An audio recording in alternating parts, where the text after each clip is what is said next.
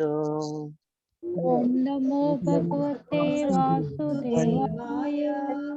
ओम नमो भगवते वासुदेवाय। ओम नमो भगवते वासुदेवाय।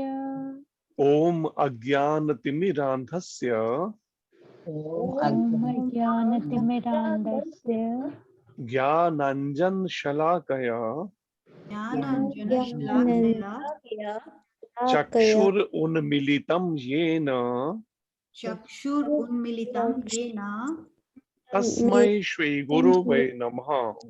तस्मै श्रीगुरुवे नमः। श्रीचैतन्यमनोभीष्टं श्रीचैतन्यमनोभीष्टं स्थापितं येन भूतले स्थापितं येन भूतले स्वयं रूप कदामयम् स्वयं रूपः कदामयं ददाति स्वपदान्तिकम्। ददाति स्वपदान्तिकम्। अनुवाद पढ़िए।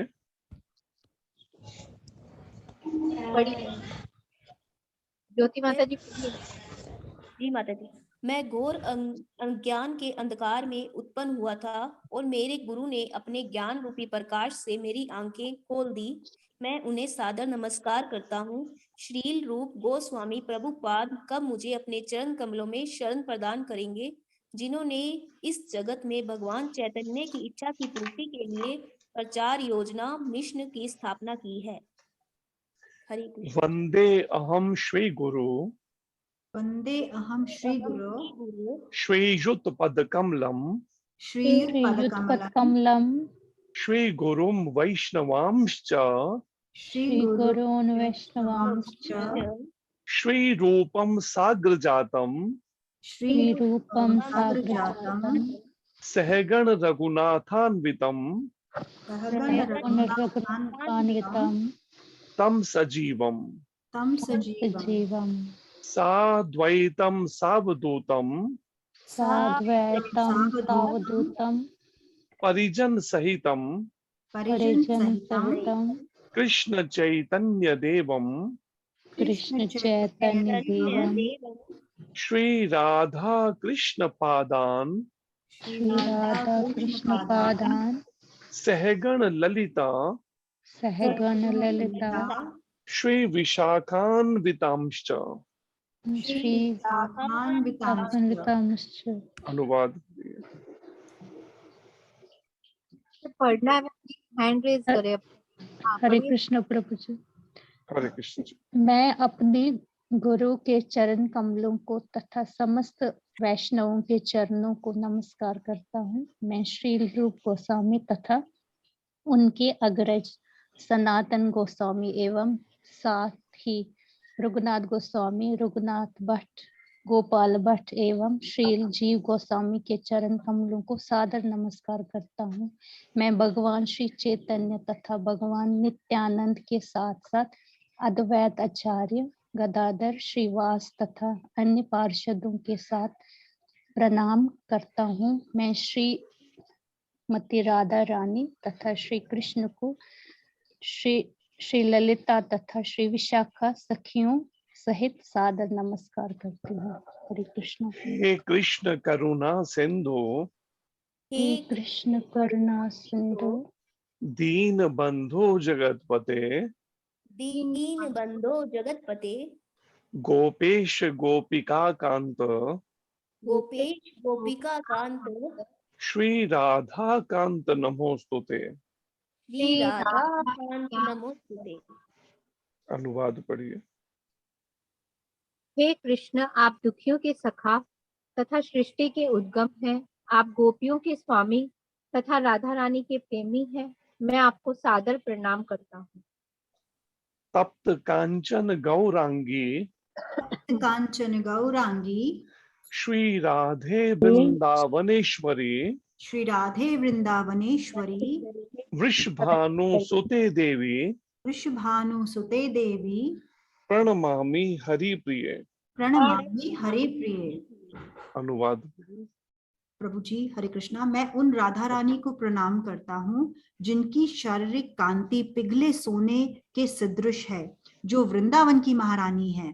आप राजा वृषभानु जी की पुत्री हैं और भगवान श्री कृष्ण को अत्यंत प्रिय हैं। हरे कृष्ण प्रभु। वाञ्छाय कल्पतरुभ्यश्च वाञ्छाय कल्पतरुभ्यश्च कृपा सिन्धुभय एव च कृपा सिन्धुभ्य एव च पतितानां पावनेभ्यो पतितानां पावनेभ्यो वैष्णवेभ्यो नमो नमः। वैष्णवेभ्यो नमः। अनुवाद। भगवान के समस्त वैष्णव भक्तों को सादर नमस्कार करता हूँ। वे कल्प वृक्ष के समान सबों की इच्छाएं पूर्ण करने में समर्थ है तथा पतित जीवात्माओं के प्रति अत्यंत दयालु है। नमः ओम विष्णुपादाय नमः ओम विष्णुपादाय कृष्ण पृष्ठाय भूतले कृष्ण पृष्ठाय भूतले श्रीमते नव योगेंद्र श्रीमते नवयोगेंद्र गोस्वामिन इति नामिने गोस्वामिन इति नामिने। नमस्ते प्रभुपाद देवे नमस्ते प्रभुपाद देवे नाम संकीर्तन प्रचारिणे नाम संकीर्तन प्रचारिणे निर्विशेष शून्यवादी निर्विशेष शून्यवादी समस्त देश तारिणे। समस्त देश तारिणे। तो ये प्रणाम है गुरु महाराज के चरणों में, जिसका अनुवाद है कि मैं नमः ओम विष्णुपादाय कृष्ण पृष्ठाय भूतले, भगवान के चरणों में जिन्होंने समर्पण कर रखा है, भगवान कृष्ण का इस धरती पर जो उनका प्रतिनिधित्व कर रहे हैं, उन श्रीला नव योगेंद्र गोस्वामी जी के चरणों में मैं सादर नमन करता हूं, जो श्रीला प्रभुपाद जी के दास अथवा शिष्य प्रभुपाद देवे नाम संकीर्तन प्रचारी ने, जो नाम संकीर्तन का इस संसार में प्रचार कर रहे हैं। निर्विशेष शून्यवादी, जो निराकारवादी हैं, जो भगवान के रूप को नहीं मानते, समस्त देश, ऐसे समस्त देश में, सभी देशों में को जीवों को तार रहे हैं भवसागर से। नमः ओम विष्णुपादाय नमः ओम विष्णुपादाय कृष्ण पृष्ठाय भूतले कृष्ण पृष्ठाय भूतले श्रीमते भक्ति वेदांत श्रीमते भक्ति वेदांत स्वामिन इति नामिने स्वामिन इति नामिने। नमस्ते सरस्वती देवे नमस्ते सारस्वती देवे गौरवाणी प्रचारिणे गौरवाणी प्रचारिणे निर्विशेष शून्यवादी निर्विशेष शून्यवादी पाश्चात्य देश तारिणे। पाश्चात्य देश तारिणे। मैं श्रीला भक्ति वेदांत स्वामी प्रभुपाद जी के चरणों में सादर नमन करता हूँ, जो इस धरती पर भगवान श्री कृष्ण का प्रतिनिधित्व कर रहे हैं। हे श्रीला भक्ति सिद्धांत सरस्वती गोस्वामी महाराज के दास, आप गौरवाणी का, गौरंग महाप्रभु के वाणी का सारे संसार में प्रचार प्रसार कर रहे हैं, और जो निराकारवादी और जो शून्यवादी हैं, ईश्वर के रूप को नहीं मानते, उन समस्त पश्चिमी देशों का उद्धार कर रहे हैं। जय श्री कृष्ण चैतन्य जय श्री कृष्ण चैतन्य प्रभु नित्यानंद प्रभु नित्यानंद श्री अद्वैत गदाधर श्री अद्वैत गदाधर श्रीवासादि श्रीवासादि गौर भक्त वृंद। गौर भक्त वृंद। मैं श्री कृष्ण चैतन्य, चैतन्य महाप्रभु जो स्वयं श्री कृष्ण हैं, प्रभु नित्यानंद जो भगवान बलराम जी के अवतार हैं, अद्वैताचार्य जो स्वयं भगवान महाविष्णु के अवतार हैं, गदाधर पंडित जो श्रीमती राधा रानी का अवतार हैं, और श्रीवास ठाकुर जो नारद जी का अवतार हैं, आप सब समस्त भक्तों को मैं सादर प्रणाम करता हूँ। हरे कृष्ण हरे कृष्णा कृष्ण कृष्ण हरे हरे, कृष्णा कृष्णा हरे हरे, हरे राम हरे राम राम राम हरे हरे। राम राम हरे हरे। तो ये जो महामंत्र है जिसका वर्णन कली संतरण उपनिषद में है, और कली संतरण उपनिषद में भगवान वेद व्यास जी वर्णन कर रहे हैं कि ब्रह्मा जी ये बता रहे हैं नारद जी को, मैंने समस्त वेदों का गहन अनुशीलन किया। आज ही मैं एक भक्त हैं उनके द्वारा व्याख्या सुन रहा था, तो इस वैष्णव मार्ग पर चल रहे हैं, महाराज जी के कृपा ले रहे हैं। तो वो वर्णन इस बात का कर रहे थे कि ब्रह्मा जी कहते हैं मैंने 3 बार वेदों का अनुशीलन किया बड़ी गंभीरता पूर्वक, और उसके बाद मैंने सार क्या निकाला 3 बार अध्ययन करने का वेदों का, कि केवल ये एकमात्र इस कलयुग के लिए 16 शब्द का जो ये हरे कृष्ण महामंत्र है एकमात्र उपाय है इस भव सागर से पार उतरने का।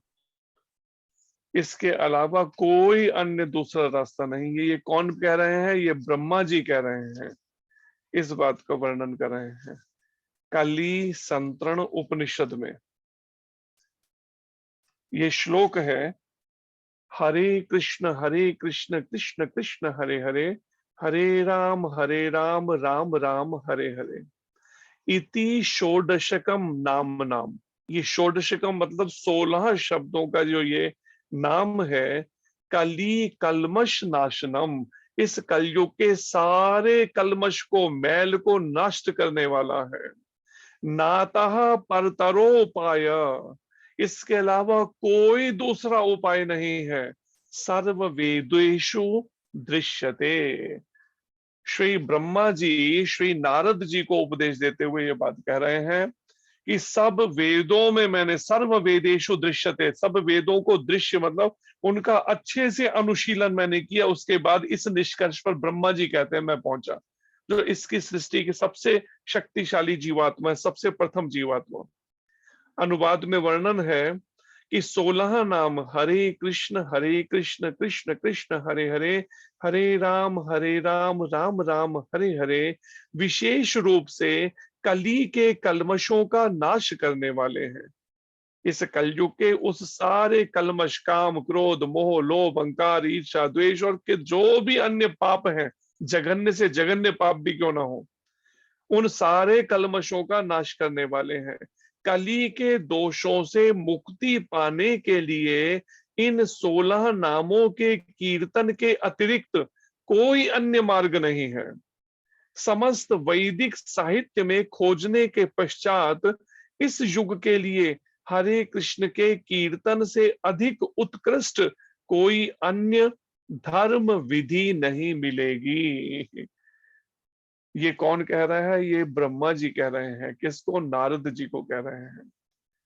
अब विचार कीजिए, जिसको हम, अगर हम उतना गंभीरता से नहीं ले रहे इस हरे कृष्ण महामंत्र के जप और कीर्तन को, तो सोचिए क्या ये अपने आप में अपराध नहीं है?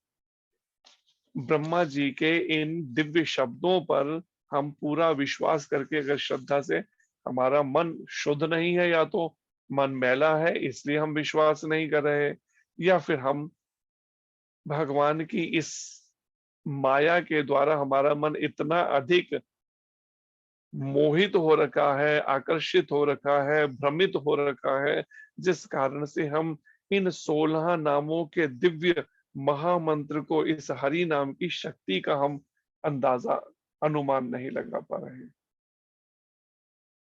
और इसी बात को ब्रह्मांड पुराण में भी, ब्रह्मांड पुराण या ब्रह्म वैवर्त पुराण, ब्रह्मांड पुराण में इसका वर्णन भगवान शिव पार्वती माता को भी कर रहे हैं इस महामंत्र के बारे में। हम गुजरात में सूरत में थे, लिफ्ट से जब जहां पर रुके हुए थे वहां जा रहे थे तो लिफ्ट में एक ब्राह्मण भी चढ़ गए। तो हम हरे कृष्ण मंत्र का जप कर रहे थे ऊंची आवाज में। कहते आप जानते हैं ये महामंत्र कहाँ पे बताया गया है? हमने कहा कली संतरण उपनिषद में बताया गया है, ब्रह्मा जी के द्वारा। कहते नहीं, और भी जगह बताया गया है। तो मैंने कहा पे? कहते ब्रह्मांड पुराण में स्वयं भगवान शिव गौरी माता को, पार्वती माता को बता रहे हैं बात कि हे देवी, ये 16 शब्द का जो ये हरे कृष्ण महामंत्र है, इस कलयुग का एक मात्र ये ऐसा तारक मंत्र है, ये दिव्य नाम। ये ब्रह्मांड पुराण में भगवान शिव ने भी बताया है गौरी माता को। तो इस दिव्य नाम का, इसका पूरी श्रद्धा और विश्वास के साथ हमें नाम जप करना चाहिए। ये सब तरह के कष्टों को, क्लेशों को, दुखों को से हमें मुक्त कर देगा, इस भव बंधन से मुक्त कर देगा, भव सागर से। हम केवल निष्ठा पूर्वक इसका जप करें, बस एकाग्र शब्दों को ध्यान पूर्वक सुनते हुए एकाग्रचित होकर इसका श्रवण, मुंह से बोलना और कानों से सुनना, ये अभ्यास करें। और इसमें 3 बीज मंत्र हैं, हरे कृष्ण और राम। हरे जो है, प्रभुपाद जी कहते हैं ये हरे, इसका वर्णन जो है अनुवाद में वास्तव में हरा है, लेकिन मंत्र में हरे आता है बोलने में, प्रोनाउंस करने में। जो ये हरे है, ये संबोधन है श्रीमती राधा रानी के लिए, जो भगवान की मुख्य शक्ति है, योग माया है, भगवान की आह्लादनी शक्ति है, श्रीमती राधा रानी के लिए है। और कृष्ण शब्द का अर्थ है सर्व आकर्षक, जो सबसे अधिक आकर्षक है। उनकी सुंदरता की हम कल्पना नहीं कर पा रहे, इसीलिए हमारा मन आकर्षित नहीं हो रहा, मन शुद्ध ना होने से। जिन्होंने एक बार भगवान कृष्ण की झलक देख ली ना, वो फिर इस संसार की तरफ उसकी नजर नहीं उड़ती, वो इस संसार से आकर्षित नहीं हो सकता किसी भी स्त्री पुरुष से, इन मलमूत्र की थैलियों से या इनसे, किसी से आकर्षित नहीं होगा उसका मन। एक बार एक झलक एक बार उनकी देख ले बस, उतने से। ऐसा दिव्य उनका तेजोमय स्वरूप है भगवान कृष्ण का, सर्व आकर्षक, सारे ब्रह्मांडों को, सारे जीवों को ब्रह्मांड के अपनी ओर आकर्षित करने वाले, केवल मनुष्यों को नहीं, देवताओं को, पशु पक्षियों को, जीव जंतुओं को, सभी को। जैसे महाप्रभु जब प्रकट हुए तो झारखंड के जंगल में सभी पशु पक्षी जीव, यहाँ तक सांप भी, ऐसे विषैले भी, वो सब भी कीर्तन में भाग ले रहे हैं। इतने सबके सब कीर्तन में वो हो गए कि उनके शरीर से उस चट्टान, जो पर्वत, उस वहां पर गड्ढे बन गए हैं, उनके शरीर के वैसी वैसी आकृतियां बन गई हैं वहां पर। और राम शब्द का अर्थ है समस्त आनंद के भंडार।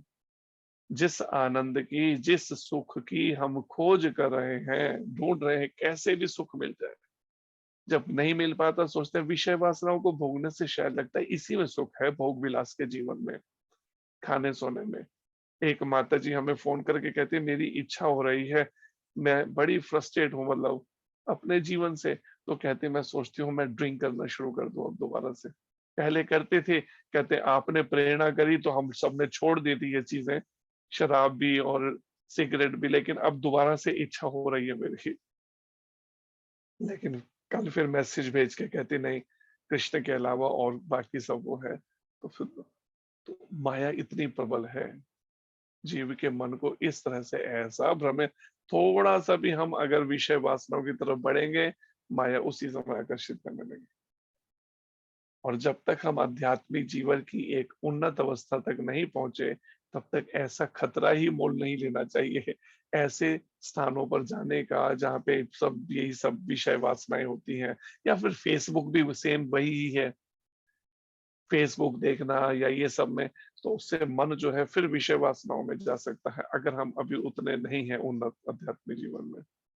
ऐसी चीजों से बचाना चाहिए अपने इंद्रियों को, इंद्रियों के माध्यम से मन को। तो समस्त आनंद के भंडार हैं, आनंद के सागर हैं, लेकिन उस आनंद को पाने के लिए एक बार के लिए जो भगवान अपने नाम में ही, भगवान ने अपनी सारी शक्तियां रख दी हैं। महाप्रभु कह रहे हैं, चैतन्य महाप्रभु, कि आपने अपनी सारी शक्तियां अपने नाम में ही रखी हैं। उस नाम को हमें केवल प्रेम पूर्वक जप और कीर्तन करने का अभ्यास करना है, और विषय विकारों से अपने को अलग रखना है। जो हमारे एक आचार्य कहते हैं, श्रील लोचन दास ठाकुर, विषय छाड़िया से रसे माजिया, मुखे बोलो हरि हरि।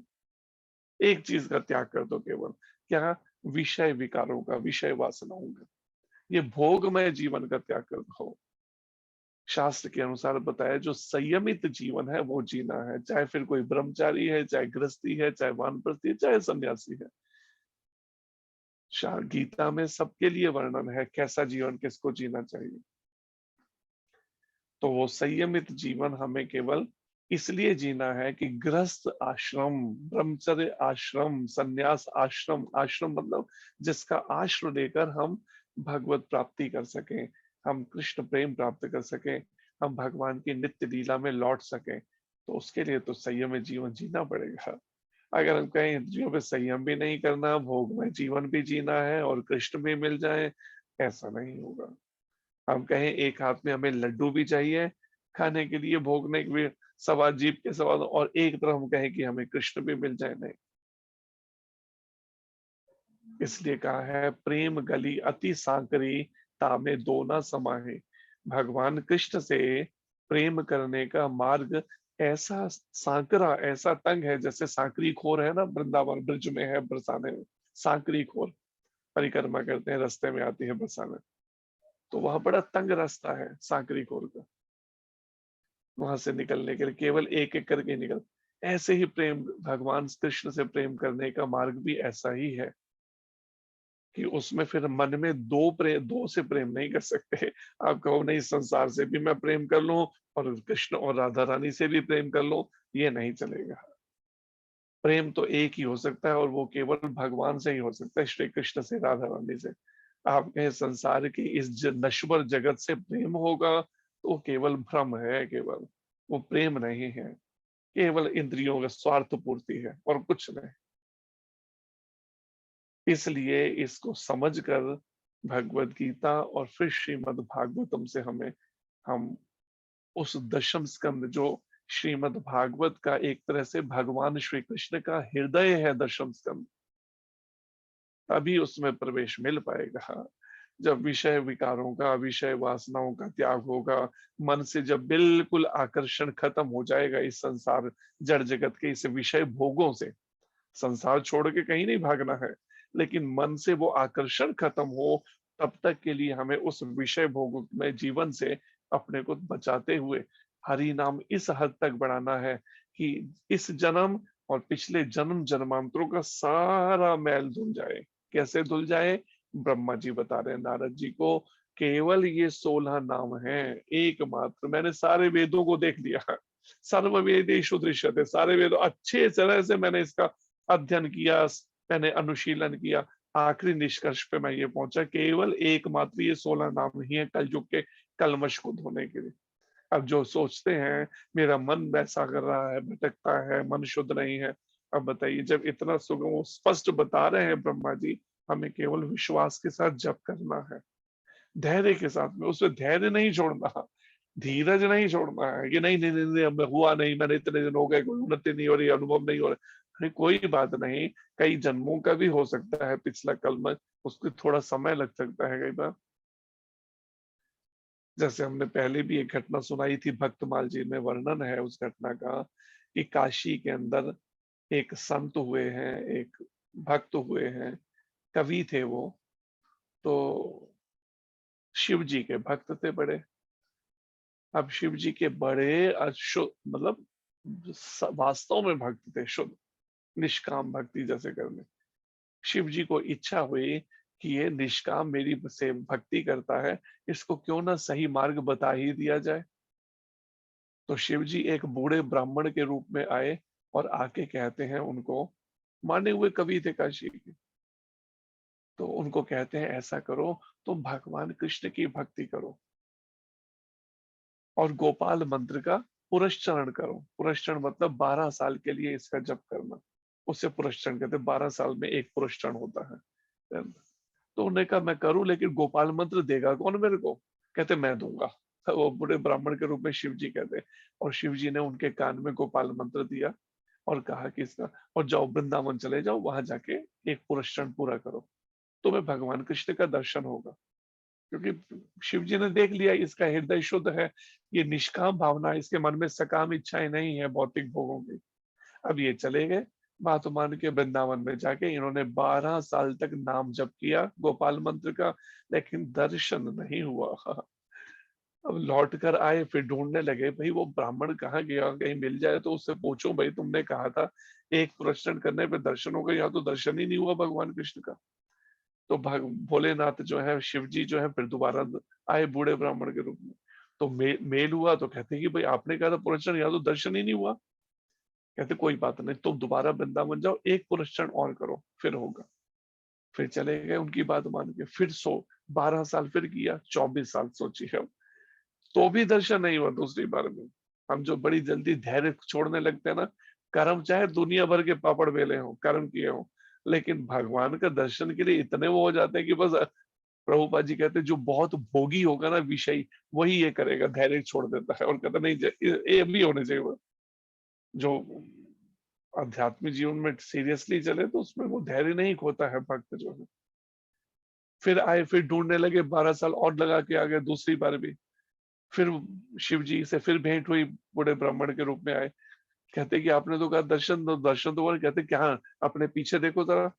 उन्हें पीछे देखा तो क्या देखा, एक बहुत ऊंचा पहाड़ धू धू करके जल रहा है। एक या दो पहाड़ थे शायद, दो उसमें जो वर्णन है, तो जल रहे हैं दोनों पहाड़।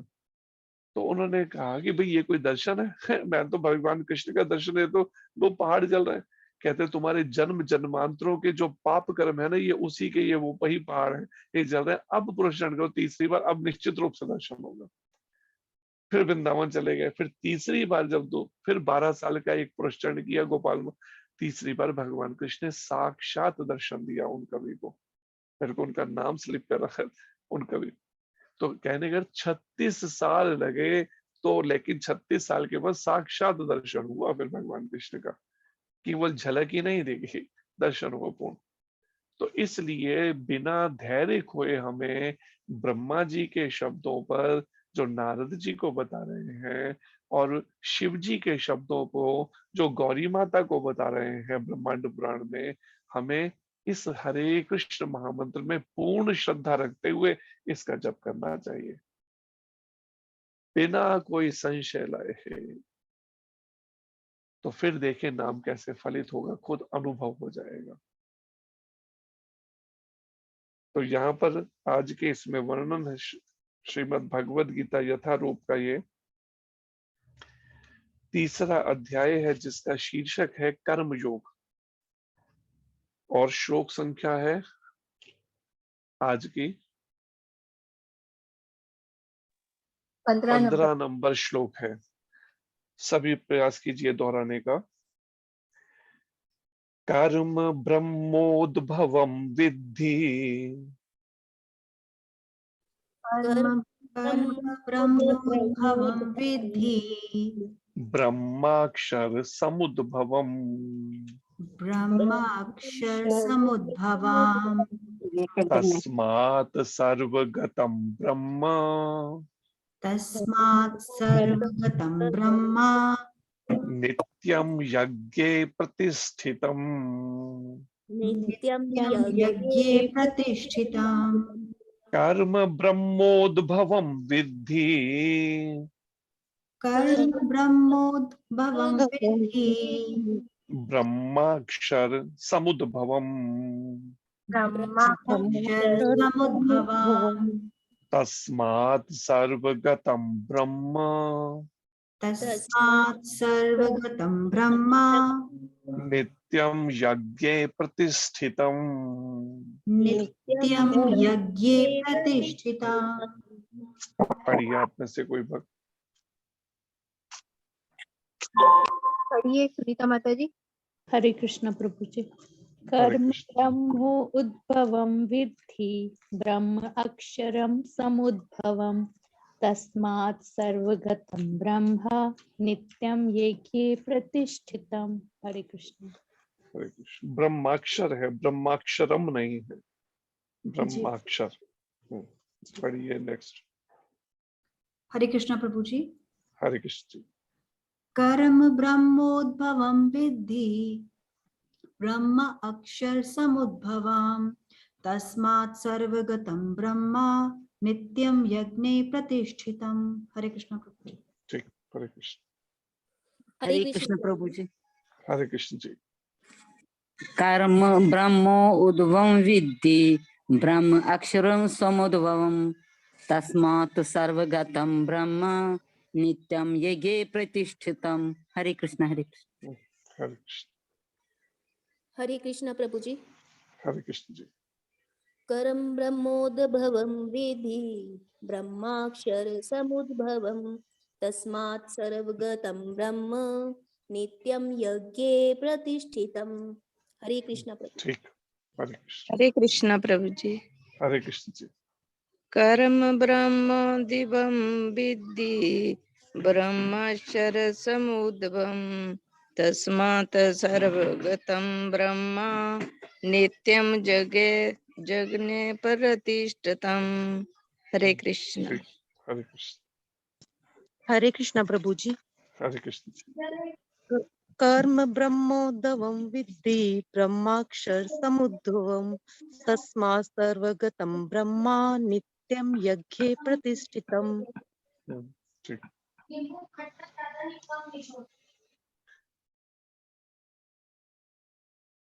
अनुवाद दोहराइए। वेदों में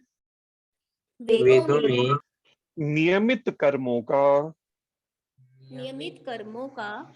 विधान है विधान है और ये वेद और ये और वेद साक्षात श्री भगवान से, साक्षात श्री भगवान से, साक्षात पर ब्रह्म से साक्षात पर ब्रह्म से प्रकट हुए हैं।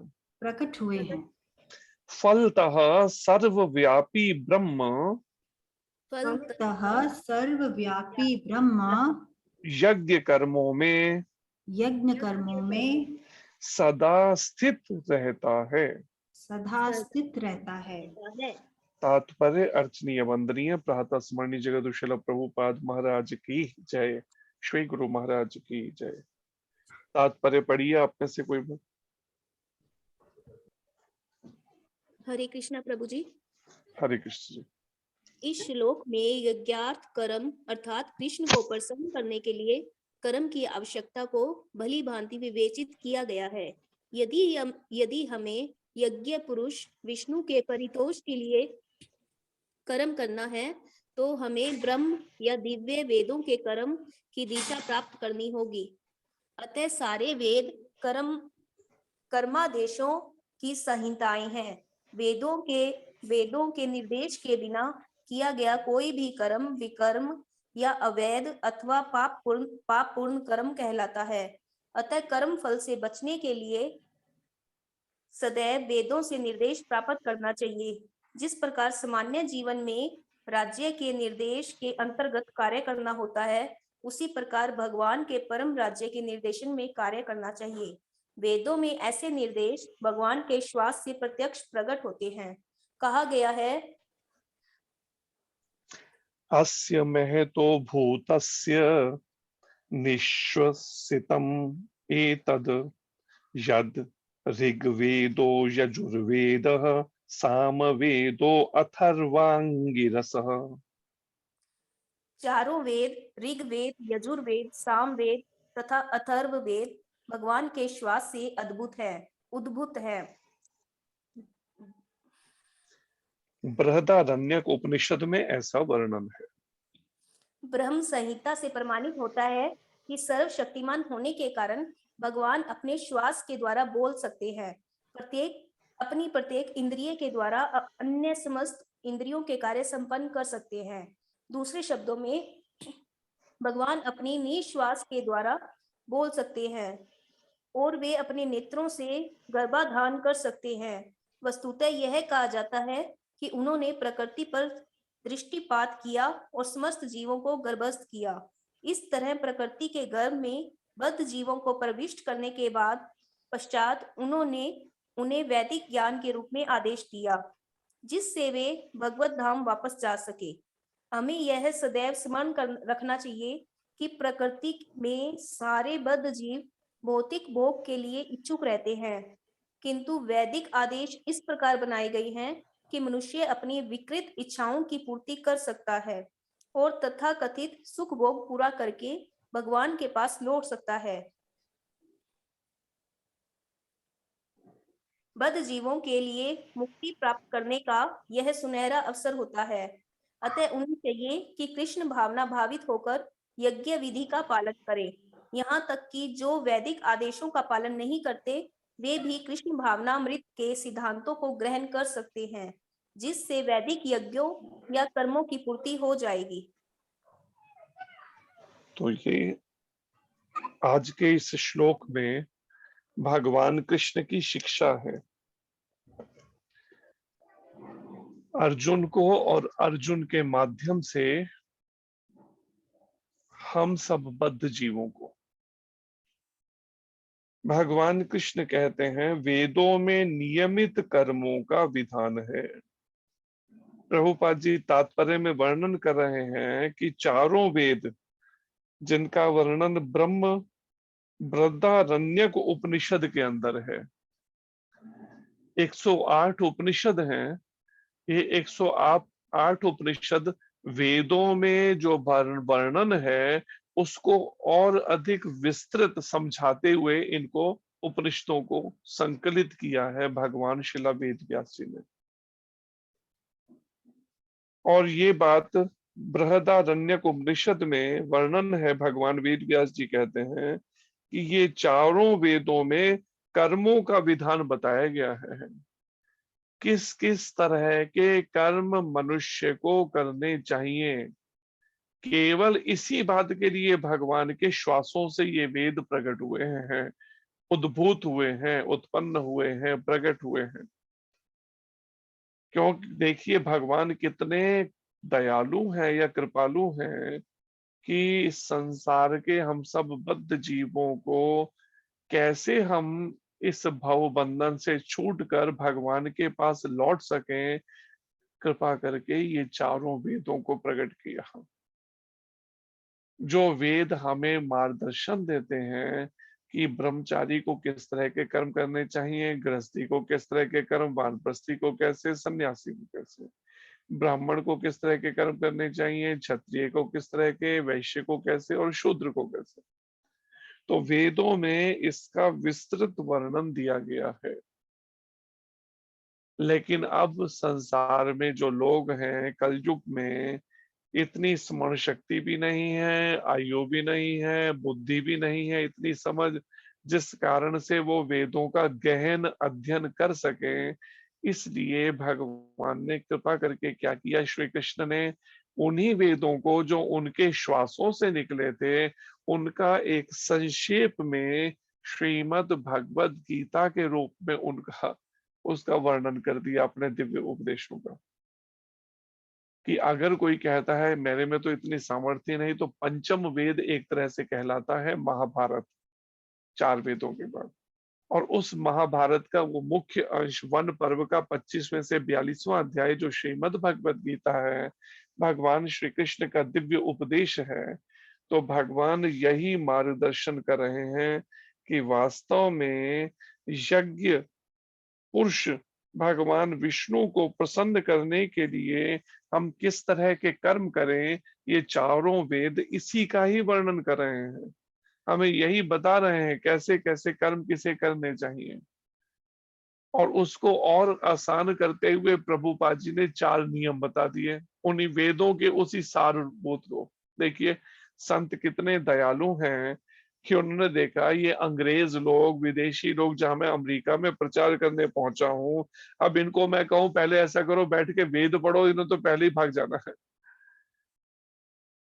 इसलिए और फिर भारत में भी वही हालत है, केवल ये नहीं कि अमेरिका में ही, या विदेशों में वेदों का इतना विस्तृत है, उसको फिर उसके अर्थ भी जो है सही अर्थ जब तक ना किए जाए, शब्द के एक एक शब्द के कई कई अर्थ भी निकलते हैं संस्कृत के एक एक शब्द के।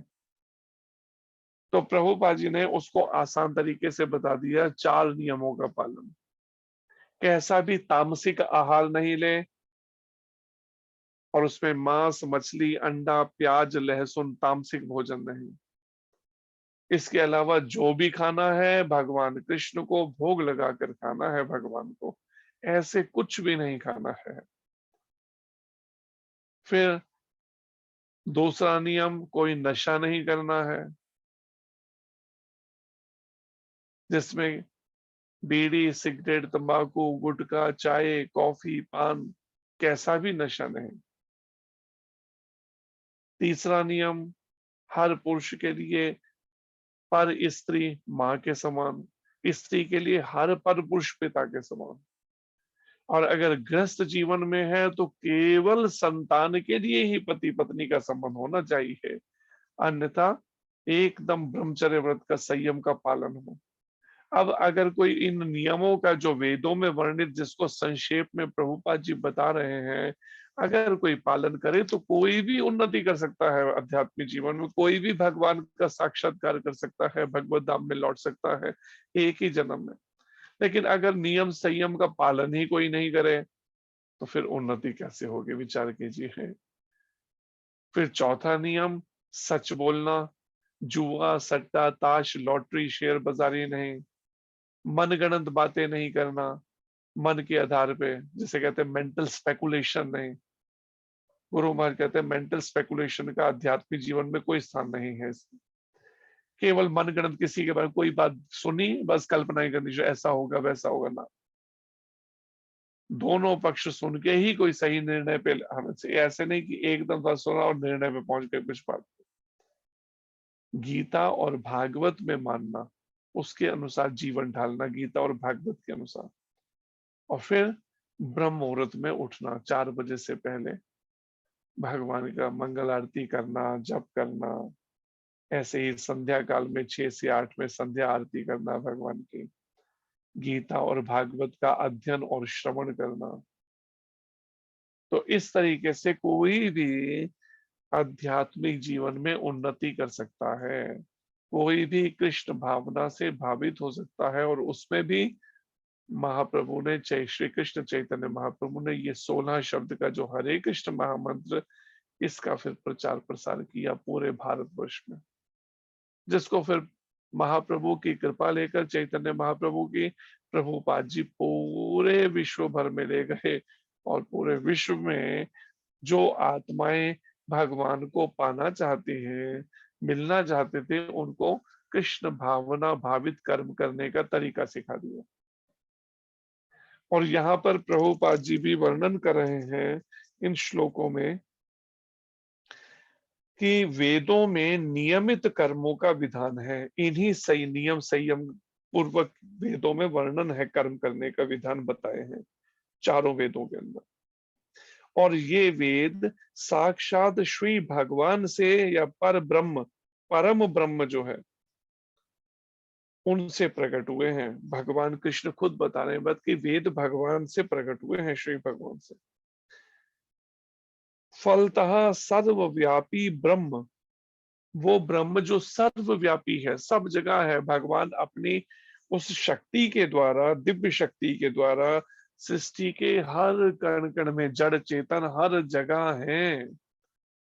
लेकिन हमारा मन अभी शुद्ध नहीं है, इसलिए हमारा विश्वास, निष्ठा, हमारी अभी श्रद्धा वैसी नहीं बन पा रही। क्या कहते हैं लोग, किसने देखा भगवान? एक है कोई व्यक्ति, उन्होंने कई साल पहले दीक्षा ली, 20 साल हो गए होंगे शायद दीक्षा ली है वो, लगभग 20-22 साल या 25 साल। एक दिन हमें कहते, कुछ समय पहले कहते, भगवान कोई नहीं होता। मैं सोचने लगा 20 साल हो गए दीक्षा ली है, जब करते हैं 16 माला, और परिणाम क्या शब्द मुंह से बोल रहे हैं, भगवान कोई नहीं होता। क्यों ऐसा बोला उन्होंने? क्योंकि कुछ बुरे कर्मों में वो लिप्त हैं, जो बुरा कर्म छोड़ नहीं पा रहे। इस कारण से उनका मन विश्वास कैसे जागे। जैसे कहते हैं ना, गुरु पहले भी एक शब्द बोला, गुरु महाराज पंजाबी में कहते हैं, मन विच खुंडी पाप दीते तरना किस विद होए। अगर मन में पाप है, वासनाएं हैं, विषय वासनाएं हम छोड़ नहीं रहे, संतान भी नहीं चाहिए, फिर भी विषय वासनाओं का संग वो करते हैं, या पर स्त्री गमन करेंगे, तो परिणाम में ऐसे व्यक्ति कैसे, उनकी श्रद्धा बन ही नहीं सकती भगवान कृष्ण के प्रति और उनके नाम के प्रति। क्योंकि ये खाली दीक्षा से नहीं होता है, ये खाली मंत्र से नहीं, ये तो होता है गुरु गौरंग राधा कृष्ण की कृपा से। गुरु कृष्ण प्रसादे पाए भक्ति रता बीज, गुरु और कृष्ण के प्रसाद से। प्रमाणिक गुरु जो भगवान कृष्ण का वास्तव में प्रतिनिधित्व हो कर रहा हो आचरण से भी, और भगवान कृष्ण की कृपा से। लेकिन वो कृपा तो उन्हीं को मिलेगी जो इंद्रियों पे संयम करेगा। बिना इंद्रियों पे संयम किए केवल दीक्षा से सोचे पट्टा गले में डाल दिया, इससे उन्नति नहीं होती है। अगले जन्मों फिर कभी अवसर मिलेगा, लेकिन जो बदमाशी की है उसकी पिटाई भी होगी, फिर दंड भी मिलेगा। हम ये नहीं सोच सकते हम दीक्षा ले ली तो अब कुछ भी करें तो अब तो हमें कोई कुछ होगा ही नहीं, अब तो यमदूत कुछ नहीं कहेंगे हमें। ये भ्रम है खाली। कर्मों का हिसाब तो सभी होगा चुकता। हाँ, अगर हम अब आगे के जीवन में वो सब गलतियां, वो सब अपराध, वो सब पाप कर्म करने बंद कर दें, उन आत्माओं से और भगवान कृष्ण से क्षमा मांगे जिनको हम दुखाने में निमित्त बने, जिन आत्माओं के शरीर को, मन को, और फिर नाम जप से प्रायश्चित करें, निष्काम सेवा करके भगवान कृष्ण की प्रायश्चित करें, तो कहीं हो सकता है कि हमें हृदय से प्रायश्चित करें अगर, और दोबारा जीवन में आखिरी श्वास तक फिर दोबारा वैसा कोई पाप अपराध गलती नहीं करें, तो फिर प्रायश्चित भगवान कहते हैं मैं उसे क्षमा कर दूंगा। हाँ, अहम त्वाम सर्व पापेभ्यो, मैं तेरे को तेरे सारे पाप कर्मों से या पाप कर्मों के फलों से मुक्त कर दूंगा, तेरे मन को भी शुद्ध कर दूंगा, मोक्षयिष्यामि, मोक्ष दूंगा तेरे को, जन्म मृत्यु के चक्र से छुटकारा। मां शुचः, डर मत, विश्वास कर मेरी बात पे, भगवान कृष्ण कहते हैं अर्जुन को। तो ये बात यहाँ पर समझनी है कि भगवान कृष्ण कहते हैं फलतः वेद जो भगवान से प्रकट हुए हैं, फलतः सर्वव्यापी ब्रह्म यज्ञ कर्मों में सदा स्थित रहता है। अब उन सर्वव्यापी जो ब्रह्म है, जो भगवान कृष्ण अपनी दिव्य शक्ति के द्वारा अपने उस कण कण में व्याप्त है, जो संपूर्ण सर्वव्यापी है ब्रह्म रूप में, तो वो कहाँ वास करते हैं, उनसे कैसे मिला जाए, उनको कैसे दर्शन हो या समझा जाए। यहाँ पर यही बात भगवान कृष्ण, वो यज्ञ कर्मों में सदा स्थित रहते हैं। यज्ञ कर्म मतलब जो वैदिक कर्म है, हम धर्म ग्रंथों के अनुसार जब आचरण करेंगे तो परिणाम में भगवान कृष्ण उसी में रहते हैं, उसी समय उनका दर्शन अनुभव शुरू हो जाएगा। और जैसे जैसे हम उन्नति करते जाएंगे आध्यात्मिक जीवन में, वैसे वैसे उनका साक्षात्कार कर सकेंगे। हृदय जैसे जैसे शुद्ध हो जाए, और जिसका पूर्ण हृदय शुद्ध हो गया उनको साक्षात दर्शन हो सकते हैं। एक वैष्णव बता रहे थे महाराज जी को कि हमारे गुरु जी को इस वृक्ष के नीचे भगवान कृष्ण और राधा रानी दोनों ने, युगल सरकार ने दर्शन दिया था। तो हम भी सेवा में साथ थे, तो हम भी सुन रहे थे, वो वृक्ष का दर्शन किया जहां पे दर्शन। लेकिन वो तब संभव है जब अंतःकरण, हृदय सब काम, क्रोध, मोह, लोभ, अहंकार, ईर्ष्या, द्वेष से बिल्कुल शुद्ध हो जाए इन सब कुछ। लेकिन जब तक मन में कुछ भी है इस तरह के, तब तक ठीक है, जैसे जैसे उन्नति करेंगे कुछ अनुभव होंगे, लेकिन साक्षात दर्शन नहीं होगा। पूर्ण रास्ता तभी खुलेगा जब हमारा सारा ये सब केवल कृष्णमय, जैसे कहते हैं ना, कृष्ण भावना भावित, इतना हृदय शुद्ध हो जाए कि हमें भगवान कृष्ण से अलग और कुछ दिखे ही नहीं। जैसे कहा भी है ना कि आध्यात्मिक जीवन की आखिरी अवस्था है, जहां जहां दृष्टि पड़े तहां तहां कृष्ण सफुरे। जहां जहां दृष्टि जाए वहां भगवान कृष्ण का दर्शन हो, एकदम वो सफुरित हो जाए वहां पर उनका दर्शन। तो ये है अध्यात्म की वो अवस्था जो आखिरी अवस्था जैसी है। लेकिन उसी के लिए शुरुआत कहाँ से है? जीवे सम्मान दिबे जानी कृष्ण अधिष्ठान। हर जीवात्मा का इस भावना से सम्मान आदर करना है कि कृष्ण उनके हृदय में रहते हैं। तो फिर एक ग्रंथ में प्रश्न किया कि अगर कोई ऐसा कुछ कर रहा है, क्या हमें उस व्यक्ति को भी सम्मान देना पड़ेगा? ठीक है, भगवान परमात्मा उनके हृदय में रहते हैं, भगवान कृष्ण अंश रूप में परमात्मा, क्या उस व्यक्ति को भी सम्मान देना पड़ेगा, उसके शरीर को भी? तो उसका उत्तर दिया गौरांग बापू के ग्रंथों से। आप मंदिर में जाते हैं, भगवान के अर्चा विग्रहों को आप बड़ा आदर सम्मान करते हैं, क्या मंदिर जो है बाकी कैंपस, उसको क्या आप सब गंदगी करेंगे वहां पे? उत्तर है नहीं। ठीक ऐसे ही जिस शरीर में भगवान रहते हैं, हमें कितना सावधानी पूर्वक व्यवहार करना होगा, आप सोच के देखिए। और 24 घंटे में कितनी सारी परिस्थितियां आती हैं जहां पर हम अभी पूर्ण ज्ञान न होने के कारण कंफ्यूज हो जाते हैं, समझ ही नहीं पाते कब क्या निर्णय करें क्या नहीं करें। लेकिन जैसे जैसे आध्यात्मिक उन्नति होती जाएगी, फिर ये कंफ्यूजन खत्म हो जाता है, फिर ये कंफ्यूजन नहीं रहता। आज ही का ही भागवतम का श्लोक था, चौथे स्कंद का 26वें अध्याय का 11वां श्लोक, जिसमें तात्पर्य में प्रभुपाद जी यही बात कह रहे थे। राजा पुरंजन का वर्णन चल रहा है। नारद जी राजा प्राचीन बरहिषद को एक राजा पुरंजन के नाम से वो जीवात्मा के बारे में सुना रहे हैं, कैसे वो शरीर में रहते हुए भोग करता है, या जंगल में शिकार खेलने के लिए वो गया, तो उसके अनुसार उससे बता रहे हैं। व्यक्ति पाप कर्म क्यों करता है? मांसाहार, अंडे खाना, शराब पीना, बुरे कर्म करना या विषय वासनाओं का भोग करना क्यों करता है?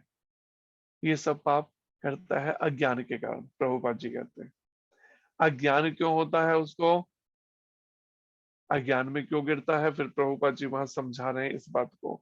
उसका कारण है अज्ञान का, जब वो इंद्रियों पे संयम, कुछ वहां पे शब्द मेरे को थोड़ा स्लिप कर रहा है, तो वहां पे अज्ञान में गिर, पहले अज्ञान है उसे, अज्ञान के कारण से पाप करता है, और जैसे ही वो ज्ञान में स्थित हो जाता है, पाप कर्म होने उससे अपने आप स्वतः बंद होते जाते हैं।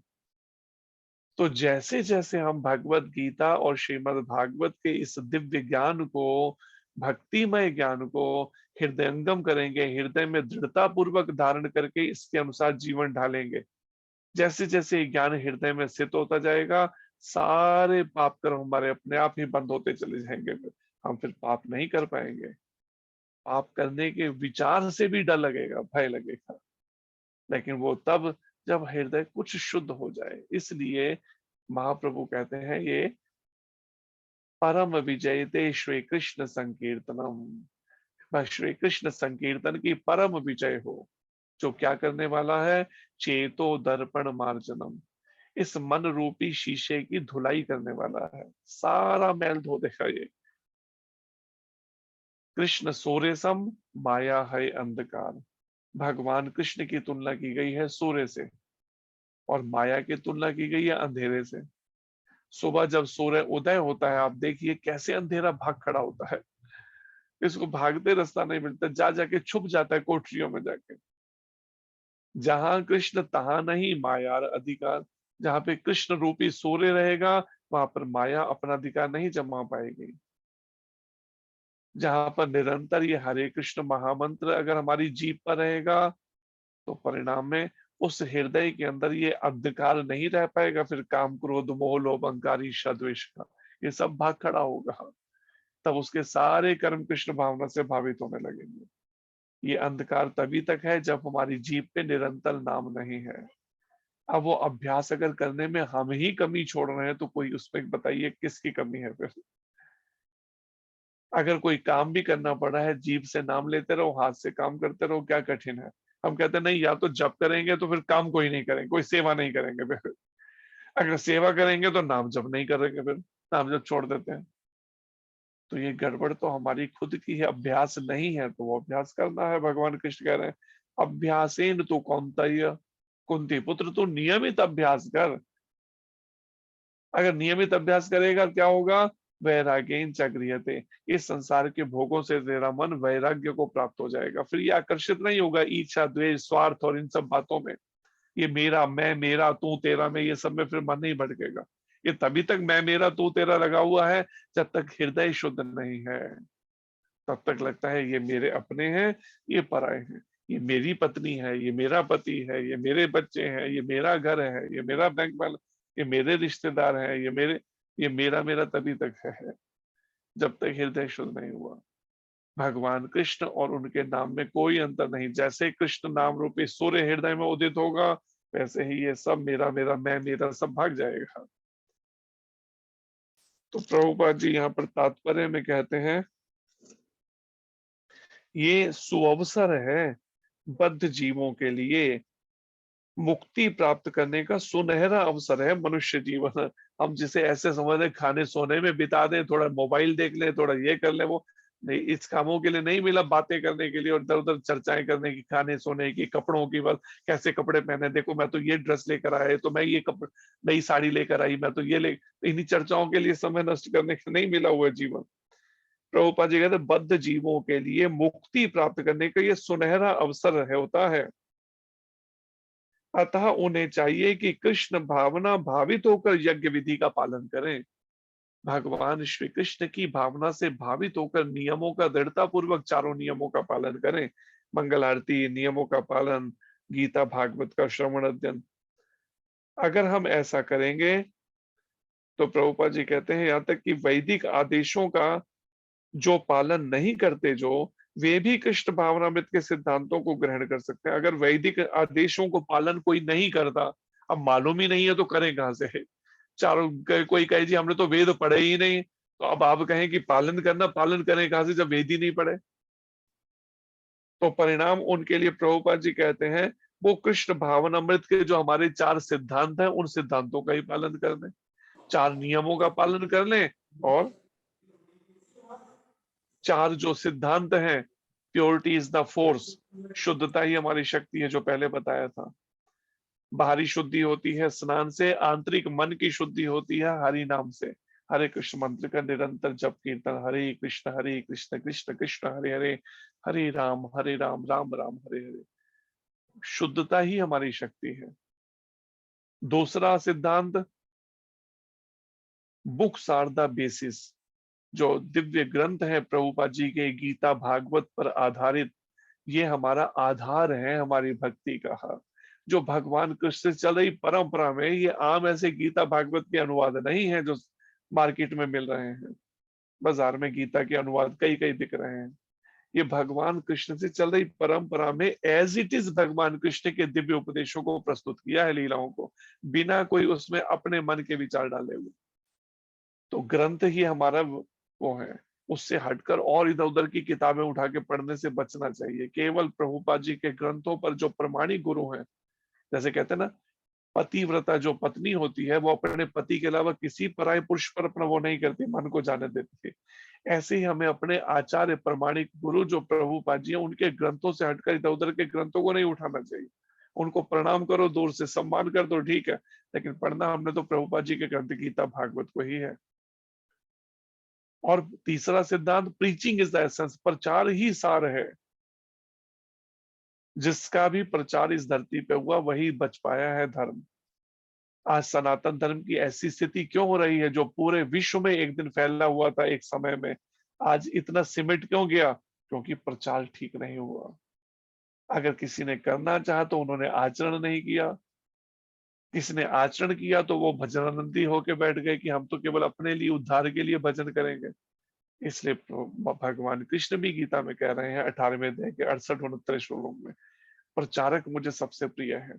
और प्रभुपाद जी ने भी यही कहा, इन दिव्य मैंने जो ग्रंथ लिखे हैं गीता और भागवत और उस पर आधारित ये सौ, जब तक इनका वितरण होता रहेगा, प्रचार होता रहेगा, मैं जीवित रहूंगा, लाइव रहूंगा इस धरती पर। और चौथा सिद्धांत, यूटिलिटी इज द प्रिंसिपल, हर वस्तु का भगवान कृष्ण की सेवा में सदुपयोग हो सकता है। यही सीखना हमें आचार्यों के माध्यम से, प्रमाणिक गुरु के। तो ये बात प्रभुपाद जी कहते हैं, जो सिद्धांतों को भी हमारे इस हरे कृष्ण आंदोलन के ग्रहण कर सकते हैं, जिससे वैदिक यज्ञों तक कर्मों की पूर्ति हो जाएगी। वो वैदिक यज्ञ भी और कर्मों की पूर्णता हो जाएगी इससे, अगर ऐसा भी करें तो ये आज के श्लोक से शिक्षा लेनी चाहिए कि हमें पक्के होकर दृढ़ता पूर्वक इस इंद्रियों पर संयम करते हुए हमें इसका अभ्यास करना होगा। और भगवान कृष्ण ने कृपा करके जो प्रभुपाद जी तात्पर्य प्रकृति के गर्भ में इन बद्ध जीवों को प्रविष्ट किया केवल इसी उद्देश्य से कि वे भगवत धाम वापिस आ सकें, जो भगवान से विमुख होकर भटक रहे हैं उनको अवसर दिया। और उसमें भी अगर प्रमाणित परंपरा तक पहुंचा दिया, प्रमाणित गुरु तक, बताइए इससे और अधिक भगवान क्या करे, पूरा मार्गदर्शन के लिए ऐसे स्थान पे भी पहुंचा दिया। अब आचरण तो हमें करना पड़ेगा ना। अब ये तो हो नहीं सकता कि हाँ ऐसा करें, हम भगवत गीता प्रभुपाद जी की लें और उसके धीरे धीरे करके एक घोल बना बना के रोज एक एक पन्ना पीना शुरू करें। उसको आचरण तो हमें करना पड़ेगा भाई, उससे बच नहीं सकते।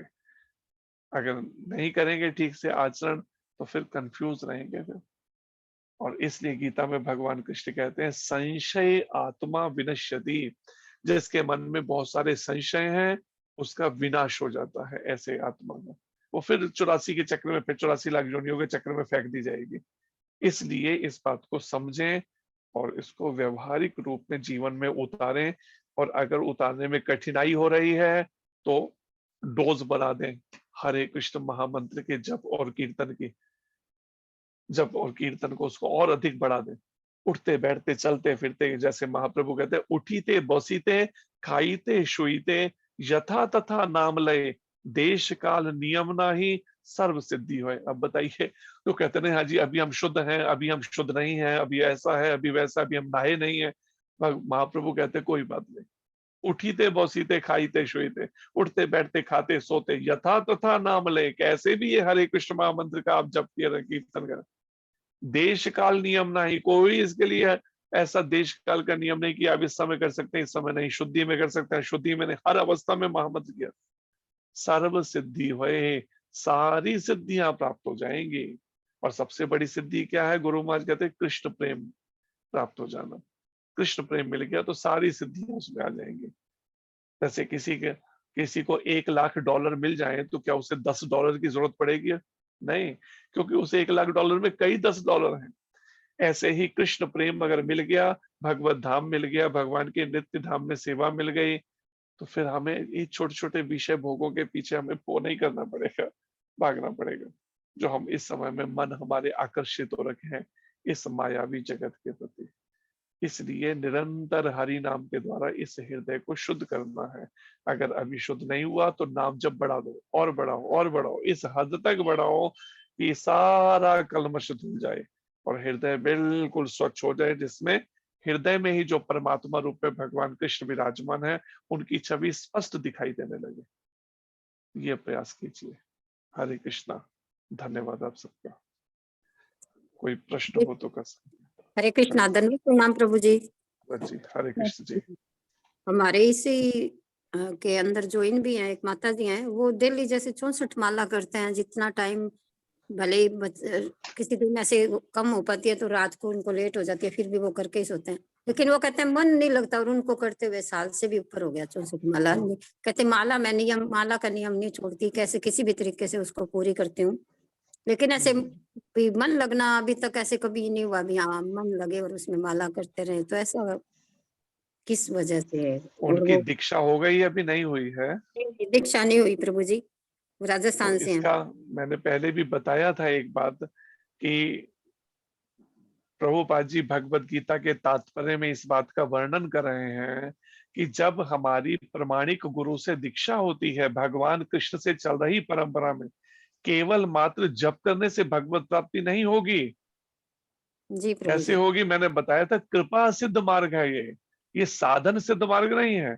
साधन सिद्ध में मैंने पहले भी बताया था, मार्कंडेय ऋषि जी ने कई करोड़ वर्षों तक साधना की तब प्राप्ति हुई थी। अब कई करोड़ वर्ष आप एक साल में ही बोल रहे हैं। तो इसलिए ये कृपा सिद्ध मार्ग है। भगवान कृष्ण और उनके प्रमाणिक परंपरा में जो प्रतिनिधि है, शुद्ध भक्त है, जो प्रमाणित प्रतिनिधि के रूप में गुरु, उनकी जब हम उनसे अग्निदेव की साक्षी में जब हम दीक्षित होते हैं, उस दिन से उसका आध्यात्मिक स्कूल के अंदर उसकी एक तरह से प्रवेश उसको मिलता है।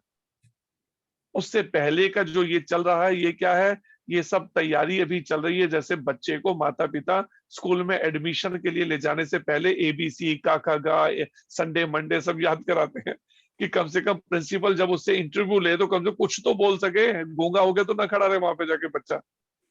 तो एक तरह से अभी उतने तक के लिए ही योग्य बनने में ये सारी मेहनत लग रही है। प्रमाणित परंपरा पूर्व में उतनी संचित भक्ति या पुण्य नहीं है, इसलिए इतना समय लग रहा है। अगर पूर्व में संचित होते तो 5 साल से ही मिल जाता हमें संग प्रमाणिक गुरु का।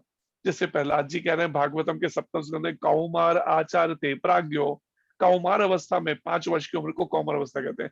5 वर्ष पूरे हो गए, आप उसको माता पिता गुरुकुल में भेज देते हैं आचार्य के पास, जो आचरण करके सिखाता है उसको ये आध्यात्मिक जीवन के बारे में शिक्षित करता है। तो अब ऐसे में अगर समय इतना सब संसारिक जीवन में रहे हैं, विषय वासनाओं का संग किया है इस भौतिक जगत का, तो उस कलमश को धोते धोते अभी प्रमाणित परंपरा से अभी तक कनेक्ट होने में थोड़ा समय है ना। जब कनेक्ट हो जाएंगे तब उसके बाद फिर साधना, फिर पढ़ाई शुरू होगी। फिर प्राप्ति नहीं हुई है, अभी तो एडमिशन हुआ है। अब लगन से पढ़ना उनके ऊपर डिपेंड करता है। सोचो कितना समय हमारे पास बचा है और कितनी तैयारी, कितनी लेट हम चल रहे हैं। इस बात को विचार करेंगे अगर तो समझ आएगा। क्योंकि अभी अनुभव जो हम कह रहे हैं मन लगना, और ये बातें जो कह रहे हैं ये मन लग जाना भगवान कृष्ण में पूरी तरह से, यही PhD है। फिर वो कृष्ण के अलावा कुछ और सोचता ही नहीं, मन कृष्णमय हो जाता है। जैसे गोपियां कहती हैं, लाली मेरे लाल की जित देखूं तित लाल, लाली देखन मैं गई मैं भी हो गई लाल। गोपियों का मन ऐसा कृष्ण में लग चुका है, वो कहती है जहां मैं जाने में कृष्ण के अलावा कुछ दिखता ही नहीं। जा रही है कहीं पानी भरने के लिए जमुना जी पर, रास्ते में एक वृक्ष को गले लगा के उसे चूम रही है, उससे बातें कर रही है। क्या क्या बातें, कृष्ण है वो, कृष्ण मानकर उसमें बातें, उन्हें हर जगह कृष्ण ही दिख रहे हैं। ऐसी दृष्टि हो गई। तो क्या जिनकी आप बात कर रहे हैं मन लगने वाली बात, क्या उनकी दृष्टि कृष्णमय हुई है? विचार करना है ना। इसलिए ये भक्ति मार्ग जो है बड़े बिल्कुल समझ के एकदम वो है अनुभव वाला। इसमें कोई ये नहीं है कि हाँ जी खाली भावुक हो के 1 साल हो गया, 1 महीना हो गया, 10 साल हो गए, 20 साल हो गए, 500 साल लगा दीजिए। लेकिन मुख्य बात है प्रमाणिक गुरु से जब कृपा प्राप्त करके उनके मार्गदर्शन में जब भक्ति करेंगे, फिर उन्नति ठीक से शुरू होती है। जब हम आज्ञाओं में चलेंगे, मन मर्जी करनी बंद कर देंगे, मन मर्जी वाली साधना बंद करके आज्ञा वाली साधना चलेंगे, बार बार प्रार्थना करते हुए आचार्यों को। जी प्रभु जी, अपने तो इन ऑनलाइन यहाँ से तो वो जुड़े हुए हैं, जैसे ये परमानेंट ही जो सुनते हैं। अच्छी बात है। सुनने के अलावा भी हम 24 घंटे के कर्म करते हैं, उसका पूरा हिसाब किताब होता है ना। उन 24 घंटे के कर्मों में हम क्या क्या करते हैं, क्या क्या अभी कृष्णमय नहीं है, वो सबका सब मार्गदर्शन में वो होता है ना। समझ कई बार पकड़ पाते हैं हम। जैसे महाराज कहते हैं अपने शरीर के मैल को तो हम धो लेंगे साबुन पानी से, लेकिन पीठ के मैल को कैसे पता चले?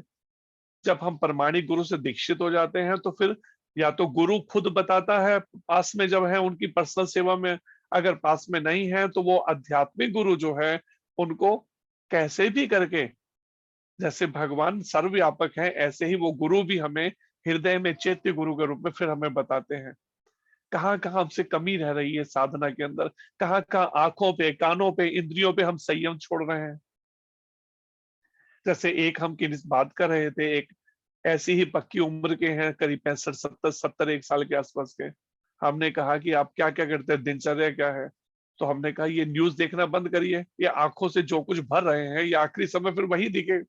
कहते हाँ मैंने बहुत कम कर दिया है। अब 70 साल होने जा रहे हैं, 75 साल उम्र हो गई, लेकिन न्यूज देखना बंद नहीं करना। हाँ, दुनिया की खबरें सारी चाहिए, चाहे अपनी अंतरात्मा और परमात्मा की खबर ना हो, हृदय में जो परमात्मा बैठे, लेकिन दुनिया की खबर पूरी जाननी है। अब विचार करके देखें कितना। एक और मिले हमें बुजुर्ग बड़ी पक्की उम्र के, 75 साल हो गए, शायद 80 साल कितनी उम्र। अब वो दिन चढ़ने से अखबार को चाटना शुरू कर देते हैं खोलकर, पूरा अखबार पढ़ना। मैंने कहा अखबार पढ़ के अब करना क्या चाहते हो आप? शरीर से चला नहीं जा रहा, स्टिक लेके चल रहे हैं, एक जना पकड़ के चलाए, अखबार पूरा चाटना है अच्छे से है। अब ऐसे में आप बताइए मन लगेगा कैसे? जो न्यूज पढ़ रहे हैं अखबारों में गंदगी, जो बस ये हो गया, वहां ये बुरे कर्म हो गए, वहां ये, वो सब पढ़ने के बाद आप कहते हैं मन लगेगा क्या? अखबार, टीवी, मोबाइल और कितना और परिवार में हमारे आसक्ति पड़ी है। ये सारी बातों पे मनन करना होता है और मनन करके उन अनावश्यक जो कृष्ण से अलग है उन सबको त्यागना होता है, तब जाके मन लगता है। ऐसे नहीं कि खाली महामंत्र का जप कर लिया और बाकी जप भी कर रहे हैं और वो सब भी चालू है काम, इंद्रियों को भोगों की तरफ देने का, और फिर कहते मन लग जाए। तो ऐसा नहीं होता है। ये मार्ग बनावटी तरह का ऐसा नहीं है, ये मार्ग बिल्कुल स्पष्ट है, बिल्कुल क्रिस्टल क्लियर होना पड़ेगा। भोगों से बिल्कुल मन को हटाना पड़ेगा, इंद्रियों को, मन को, बुद्धि को। ये प्रैक्टिस अभ्यास है, तब मन लगता है। हरे कृष्ण। प्रभु जी, फिर अगर जो गुरु शरण में नहीं है, शरणागत नहीं है, दीक्षित नहीं है, तो फिर वो लोग जो हो भी नहीं सकते, ऐसी जगह पे है या किसी कारणवश फैमिली में ऐसे जैसे जुड़े नहीं हुए, तो फिर क्या करें? जब तो वो करते ही हैं। और ये अच्छी बात है, जब करेंगे तो उनको भगवान कृपा करके गीता में इसका उत्तर दे रहे हैं अर्जुन को। मैं अगले जन्म के अंदर उनको अवसर दूंगा किसी ब्राह्मण या वैष्णव घर में जन्म लेकर अपनी भक्ति को कंप्लीट करने का, जो इस जन्म में वो नहीं कर पाए। अभी भी जितना बचा उतने में जितने स्टेप कर सकते उतने तो करे ना। अगर उतना भी छोड़ के बैठ जाएंगे फिर अगले जन्म में फिर ठोकरे का, फिर ब्राह्मण और वैष्णव घर भी नहीं मिलेगा भगवान के भक्तों का घर भी नहीं मिलेगा, फिर वही इधर उधर भटको योनियों में। ये चीज है, कोई भी चीज व्यर्थ नहीं जाएगी, बस ये ध्यान रखो। अगर दीक्षित नहीं भी हुए, अगर प्रमाणित परंपरा तक नहीं भी जुड़ पाए, मान लिया जाए परिस्थिति अनुकूल अभी नहीं बन पा रही, लेकिन उनका नाम जब व्यर्थ नहीं जाएगा। हाँ, जैसे कहा है गुरु महाराज कहते हैं, आग में जान के हाथ डालो या अनजाने में, आग का प्रभाव तो होगा ना, आग तो जलाएगी। ऐसे ही ये हरिनाम का जप जो है, वो आप चाहे कैसी भी परिस्थिति में कर रहे हैं, वो आपको उसका लाभ तो मिलेगा ना, जीरो नहीं, व्यर्थ नहीं जाएगा। आपको अवसर मिलेगा किसी भक्त परिवार में जन्म मिलने का या ब्राह्मण घर में जन्म, जिससे आप फिर भक्ति सीरियसली शुरू से ही कर सकेंगे। फिर समय ऐसे नहीं कि इतनी लंबी उम्र खो दें आप, वो नहीं होगा, फिर ये लाभ मिलेगा। प्रभु जी, एक दीक्षित है यहाँ पे, जैसे वो सेवा मंदिर में सेवा, उनका पूरा सेवा भाव रहता है, लेकिन वो कहते हैं मेरी माला तो बड़ी मुश्किल से कई बार 16 भी नहीं हो पाती, क्योंकि सेवा कई बार ज्यादा मिलती है। कई बार मंदिर के लिए सेवा, सुबह भी कई बार मंगला आरती में जाने से पहले कुछ सेवा करके उनको लेके जाना पड़ता है, तो आने के बाद भी घर गृहस्थी का भी पूरा संभालना होता है। तो जैसे कहते हैं कि अगर सेवा कर रहे हैं मंदिर की, तो जैसे जब 16 माला नियम है, लेकिन वो भी कभी कभार ऐसा हो पाता है, छूट जाता है, कोशिश यही रहती है। और एक जो सेवा नहीं कर सकता, वो खाली जप ही कर रहा है, तो प्रभु जी दोनों भगवान के धाम में हम अगर जाते हैं, भगवान कहे मुझे भूख लगी है, भोजन दो जल्दी से लाके, हम कहे नहीं प्रभु मेरी अभी नाम जब पूरा नहीं हुआ, मैं पहले माला कर लूं फिर भोजन दूंगा। हाँ, क्या इससे भगवान प्रसन्न होंगे क्या? जी नहीं नहीं होंगे। इसलिए प्रभुपाद जी से जब भक्तों ने प्रश्न किया कि प्रभुपाद अगर हम जप कर रहे हैं और बीच में सेवा आ जाती है तो हमें पहले क्या करना चाहिए, जप करना चाहिए सेवा? प्रभुपाद जी ने कहा अगर जरूरी सेवा है कोई तो पहले सेवा कर लो, लेकिन अपनी माला भी नियम जरूर करो, 16 माला का कम से कम, ज्यादा चाहे लेकिन मिनिमम 16 का जरूर करो नियम। ये प्रभुपाद जी ने उत्तर दिया। अगर जरूरी नहीं है तो जबरदस्ती नहीं कि बार बार माला छोड़ के अब ऐसी खाली टाइम वेस्ट करते रहो। हाँ, कोई जरूरी इमरजेंसी सेवा तो पहले सेवा कर लो, लेकिन अपनी माला भी जरूर करो। ये प्रभुपाद जी ने उत्तर दिया। अगर वो सेवा नहीं कर रहे, वो सेवा करते हुए भी नाम जब पूरा नहीं कर रहे, तो उन्हें करना चाहिए। जैसे कहते हैं चाह को रहा, अगर हमारी चाह प्रबल होगी ना, ऐसा नहीं है कि हम कितने बिजी भी हो तो भी जप ना हो सके, कहने की बातें हैं। इतनी सेवा हमें तो नहीं दिखता करता हुआ, जिसको देखो उसी ने घर में नौकर घुसा रखे हैं, नौकरों के हाथ से का, फिर उसके बाद कहते हैं टाइम नहीं मिलता। ये मन की बदमाशी के अलावा और कुछ नहीं है। सब कुछ हो सकता है, चाह प्रबल होनी चाहिए। जी प्रभु जी, धन्यवाद प्रभु जी, बहुत बहुत धन्यवाद, दंडवत प्रणाम प्रभु जी। हरे कृष्ण। और कोई प्रश्न किसी को?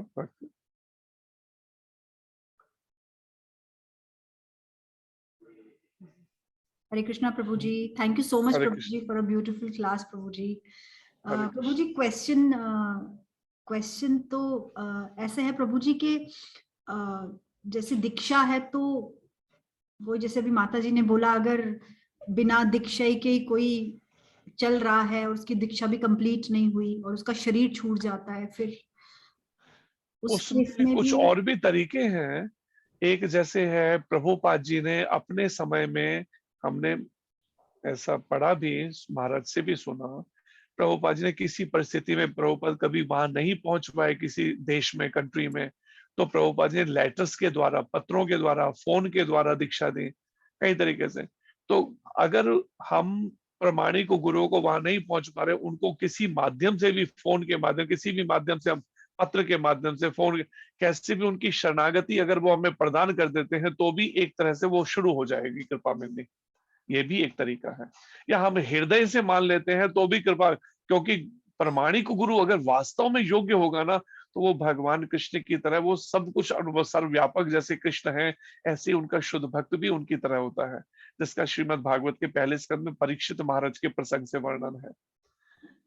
परीक्षित महाराज को जब कलयुग ने कहा, परीक्षित जी ने कहा कि मेरे देश की, मेरे राज्य की सीमाओं से बाहर निकल जा, तो कलयुग कहते पहले ये तो बता दीजिए आपके राज्य की सीमा है कहां तक। पूरे विश्व भर में तो आप ही का साम्राज्य है, जहां भी मैंने आपसे बचने की कोशिश की, जंगलों में जाके छुपा कहीं भी हुआ, लेकिन आपने फिर मैं आपको वहीं देखा, मैंने घोड़े पे सवार पहरा देते हुए। अर्थात तो भगवान का शुद्ध भक्त परीक्षित महाराज जैसे हैं, शुद्ध भक्त भगवान की तरफ, लेकिन वो शुद्ध होना चाहिए। कई बार कई ऐसे भी हैं कि गुरु बन जाते हैं, लेकिन गुरु की योग्यता नहीं है, लेकिन गुरु बन, तो इसमें अगर कहते हैं ना, हमारी अगर चाह प्रबल होगी तो भगवान मिला भी देंगे ऐसे जो रियल में प्योर हो, प्रभुपाद जी की तरह शुद्ध हो। तो ऐसे शुद्ध भक्त जो हैं, उनकी अगर हम हृदय से शरणागति मान ले, मन से, उनके चित्रपट के सामने भी उसको हृदय से स्वीकार, तो भी कृपा मिलनी शुरू हो सकती है। कई ये आध्यात्मिक जीवन में वो भौतिक वाला सिस्टम नहीं चलता कि हाँ आमने सामने पति पत्नी फेरे में बैठेंगे तो ही फेरे पूरे होंगे वाली बात। ये ठीक है, अब कोर्ट मैरिज वाला सिस्टम ये सब होने लगा, लेकिन ये हमारे वैदिक उसमें तो नहीं है क्या। लेकिन शरणागति अगर प्रमाणिक गुरु दे देते हैं तो भी कृपा मिलनी शुरू हो जाती है। ये भी तरीका है। जी प्रभु ji, thank you so much प्रभु जी। हरे कृष्णा। हरे कृष्ण जी। और कोई प्रश्न किसी वक्त को?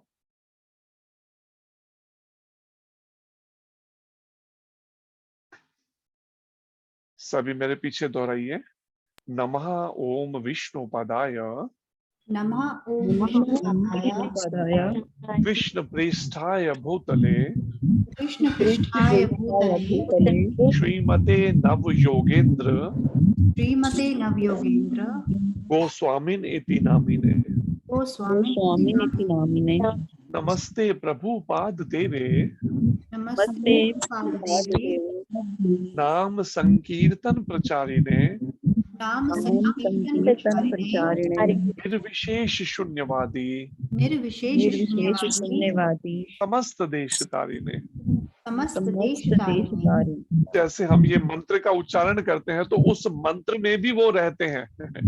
प्रभुपाद जी, गुरु महाराज उस मंत्र में रहते हैं, लेकिन हमारा अभी उतना शुद्धिकरण जब तक नहीं हुआ तो हमें लगता है तो एक मंत्र है, लेकिन वास्तव में वो मंत्र नहीं है। उन मंत्रों के अंदर गुरु महाराज, प्रभुपाद जी पंचतत्व और राधा कृष्ण मंत्रों के अंदर ही वास कर रहे हैं आध्यात्मिक रूप से। लेकिन हृदय जैसे जैसे शुद्ध होगा ये बातें समझ आने लगेंगी। नमः ओम विष्णुपदाय नमः ओम विष्णुपदाय कृष्ण प्रेष्ठाय भूतले कृष्ण पृष्ठाय भूतले श्रीमते भक्ति वेदांत श्रीमते भक्ति वेदांत स्वामिन इति नामिने स्वामी नामिने नमस्ते सरस्वती देवे नमस्ते सरस्वती देवे गौरवाणी प्रचारिणे गौरवाणी प्रचारिणे निर्विशेष शून्यवादी निर्विशेष शून्यवादी पाश्चात्य देश तारिणे पाश्चात्य देश तारिणे। जय श्री कृष्ण चैतन्य जय श्री कृष्ण चैतन्य प्रभु नित्यानंद प्रभु नित्यानंद श्री अद्वैत गदाधर श्री अद्वैत गदाधर श्रीवासादि श्रीवासादि गौर भक्त वृंद गौर भक्त वृंदा हरे कृष्ण हरे कृष्णा कृष्ण कृष्ण हरे हरे कृष्णा कृष्णा हरे हरे हरे राम हरे राम हरे राम राम राम हरे हरे। राम राम हरे हरे। तो कोश